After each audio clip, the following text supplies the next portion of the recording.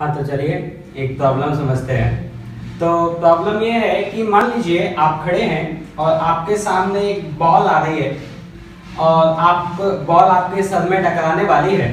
तो आपको सेफ्टी के लिए क्या अपना हाथ बीच में लाना चाहिए?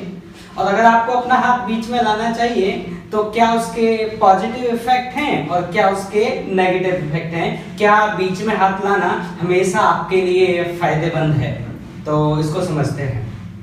ठीक, तो देखिए मैं मान लेता हूं कि मान लीजिए एक बॉल है जिसका मास है m1 और एक दूसरी बॉल है जिसका मास है m2। हम चाहते हैं कि ये बॉल इस वाली बॉल को एनर्जी प्रोवाइड करे और बीच में कोई भी बॉल हम रख सकते हैं, बीच में किसी भी मास की एक बॉल हम रख सकते हैं।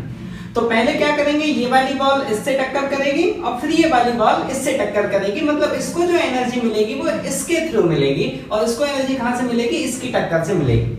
तो हम इलास्टिक कोलिजन मान के कैलकुलेशन करते हैं। तो मैं मान लेता हूं कि अगर इन दोनों में टक्कर होती है तो इसको टक्कर के बाद वेलोसिटी मिलता है v1 और v1 की वैल्यू अगर आप जानते हैं मोमेंटम कंजर्वेशन और e कोफिशिएंट ऑफ रेस्टिट्यूशन वाला इक्वेशन लगाएंगे तो कैलकुलेशन करने के बाद v1 इतना आ जाएगा।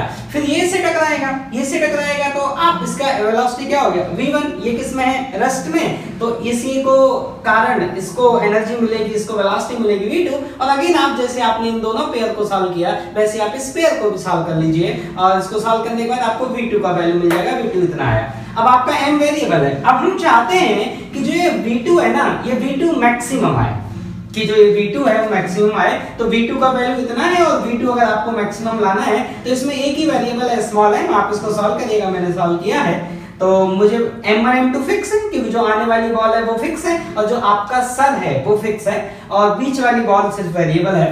तो इस वाले m को कितना होना चाहिए कि वो v2 मैक्सिमम हो? तो इस m की वैल्यू इतनी आती है कि अगर m इतना हुआ तो ये जो v2 का वैल्यू आएगा ना वो मैक्सिमम आएगा rather than अदर m की वैल्यूज। इसका मतलब अगर हाथ नहीं होता तो v2 कम होता और हाथ आ गया मतलब हाथ नहीं होता तो m क्या होता? 0। मतलब जो ये v2 आता है उसके इसमें क्या आता? कम आता। v2 मैक्सिमम कब आ रहा है? जब m की वैल्यू कितनी होगी? इतनी होगी। ठीक, तो आप सोचिए, अब आप अपने हाथ को बीच में लाए तो हाथ को बीच में लाने से क्या हुआ? अब आपका जो हाथ का मास है हम उसको आपके सर का मास और उस बॉल के मास का ज्योमेट्रिक मीन मान सकते हैं।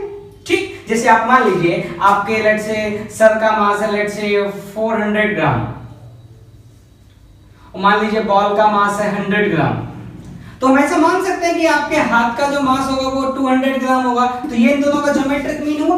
अगर ये इन दोनों का ज्योमेट्रिक मीन हुआ, ये आपके हैंड का मास है, ये आपके हेड का मास है और ये आपके बॉल का मास है। ठीक, तो अगर आपने हाथ को बीच में लाया तो आपके सर को जो मिलने वाली वेलोसिटी है वो ज्यादा होगी, मतलब आपके सर के पास ज्यादा मोमेंटम हो जाएगा। और आप सोचिए कि अगर आपके पीछे दीवार है तो आपका सर दीवार में जाके टकराएगा, तो अगर ज्यादा मोमेंटम होगा आपके सर का तो आपके सर में ज्यादा चोट लगेगी, ज्यादा फोर्स लगेगा, हो सकता है आपके ब्रेन में ज्यादा दिक्कत हो जाए।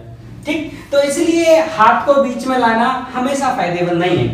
फिर भी अगर ये तो हुआ हाथ को बीच में लाने का नेगेटिव इफेक्ट, अब इसका पॉजिटिव इफेक्ट क्या है? तो पॉजिटिव इफेक्ट ये है कि जब आप हाथ को बीच में लाएंगे तो जो भी फोर्स कोलिजन वाला लगना है वो एक पॉइंट पे नहीं लगेगा, वो पूरी एक सरफेस पे स्प्रेड होके लगेगा। तो किसी एक पॉइंट पे जो फोर्स की वैल्यू आएगी, मतलब अगर मैं प्रेशर की बात करूं, फोर्स अपॉन एरिया की बात करूं, तो फोर्स अपॉन एरिया थोड़ा कम हो जाएगा। तो ये इसका पॉजिटिव फैक्टर है।